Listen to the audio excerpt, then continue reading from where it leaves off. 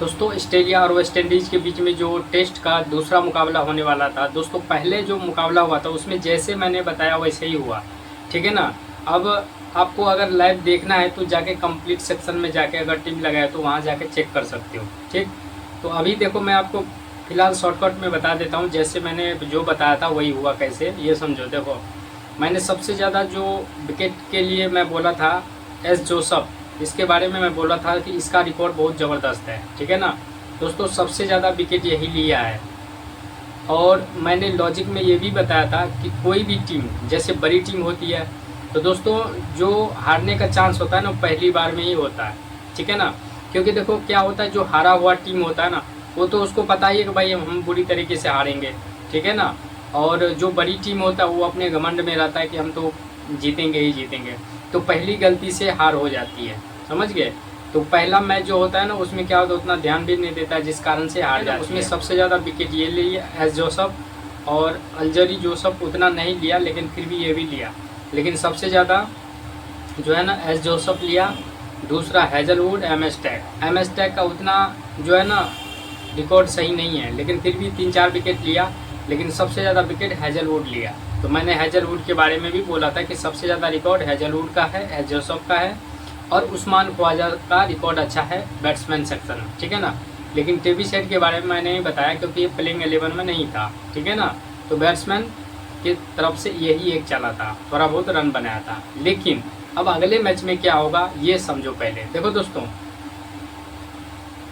जो बड़ी टीम होती है अगर पहली बार गलती से हार गया तो अगला 2-3 मैच 100% जीतेगी, याद रखना। और जो सेकंड मैच है ये तो 100% लिख के ले लो, जीतेगी। और पिच की बात करें दोस्तों सेम पिच पर मैच होगा, बॉलिंग को फेवर करती है, लेकिन यहाँ पे थोड़ा बहुत रन भी बनता है, ये चीज़ याद रखना, ठीक।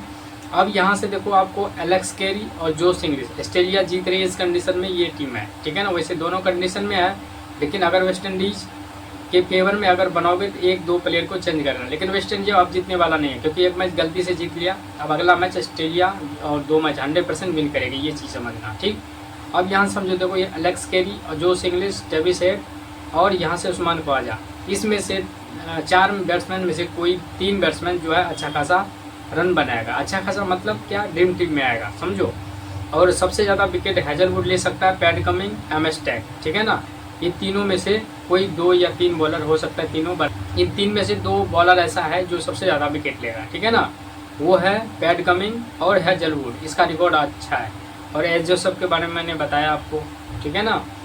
तो इसका रिकॉर्ड अच्छा, पहला में सबसे ज़्यादा विकेट लिया और सिलेक्शन काफ़ी बढ़ गया। तो हो सकता है टीम में इसको सीबीसी ट्राई कर सकते हो, लेकिन ऑस्ट्रेलिया के फेवर में सीबीसी आपको बनाना है, इन दोनों को बनाना, ठीक है ना।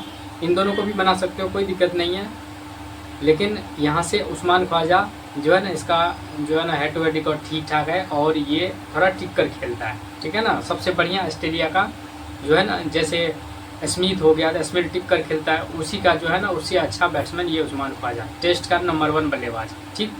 अब दोस्तों एक चीज़ और समझो, डब्ल्यू बेस्टर ये ऑस्ट्रेलिया का फेवर में, अगर इस बैट्समैन को हटाना चाहते हो तो इसके जगह पे के कार्तिक का, जो कि वेस्ट इंडीज़ का बढ़िया बैट्समैन है, ठीक है ना, उसको ले लेना, या फिर ब्रांडिंग किंग को। इन दोनों में से किसी एक को हटा सकते हो।